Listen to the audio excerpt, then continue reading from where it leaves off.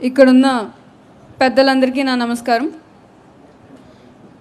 మా కలెక్టర్ గారి స్ఫూర్తితో ముఖ్యమంత్రి నారా చంద్రబాబు నాయుడు గారు నియమించిన అమరావతి బ్రాండ్ అంబాసిడర్ ముందేంపల్లికి చెందిన బీసీ స్టూడెంట్ అంబుల వైష్ణవినండి. నేను 10th క్లాస్ చదువుతున్నాను.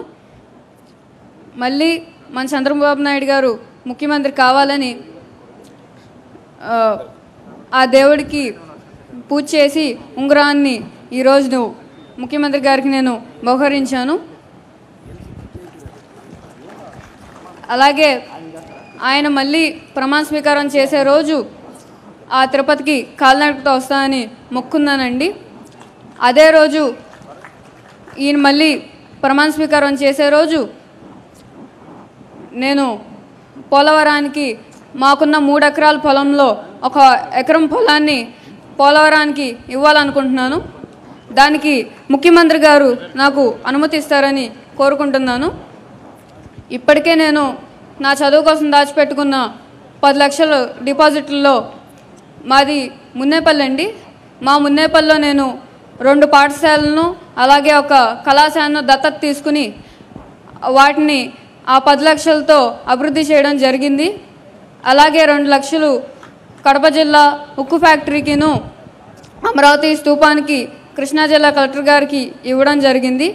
మరి ఈరోజు ఇంకో 2 లక్షల రూపాయలు మన పోలవరానికిను అలాగే హైకోర్టుకి ఇస్తున్నాను.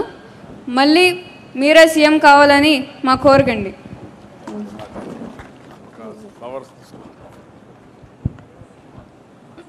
మీరు చూశారు, మామూలుగా పిల్లలు కానీ పెద్దలు కానీ డబ్బులు వస్తే ఇంకా సంపాదించాలనుకుంటున్నాం.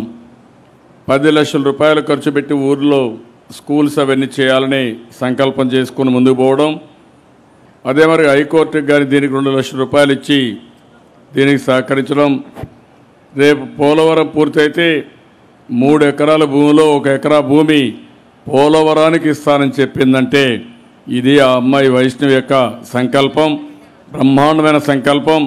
ఇక్కడుండే ప్రతి ఒక్కరికి ఆ అమ్మాయి ఒక స్ఫూర్తి కావాలి. గట్టిగా చప్పట్లు కొట్టి అభినందించాల్సిన అవసరం ఉంది. ఇది సంపాదించడమే కాదు, తిరిగి సమాజానికి ఇవ్వడం చాలా ముఖ్యం. అందుకే ఇంత మునుపు చెప్పిన తమ్ముడు కూడా నాకు ప్రభుత్వం వల్ల ఏం వచ్చిందనకంటే నేను ప్రభుత్వానికి ఏం చేశాను, సమాజానికి ఏం చేశాను ముఖ్యం. ఆ అమ్మాయి పేరు చిరస్థాయిగా ఉంటుంది. తప్పకుండా ఎప్పటికప్పుడు నేను ఎన్క్వైరీ చేస్తానమ్మా. నువ్వురా, మళ్ళా ముఖ్యమంత్రి అయిన తర్వాత నీతో మాట్లాడతాను.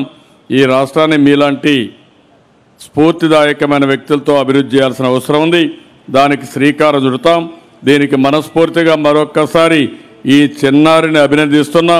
భగవంతుడు ఆరోగ్యం ఇవ్వాలి, అన్ని విధాలా సహకరించి సమాజానికి ఉపయోగపడే కార్యక్రమాలకి ఆ అమ్మాయిని ఆశీర్వదించాల్సిందిగా మరొక్కసారి కోరుకుంటూ మీరు కూడా గట్టిగా ఆశీర్వదించాల్సిందిగా అందరినీ కోరుకుంటున్నాను.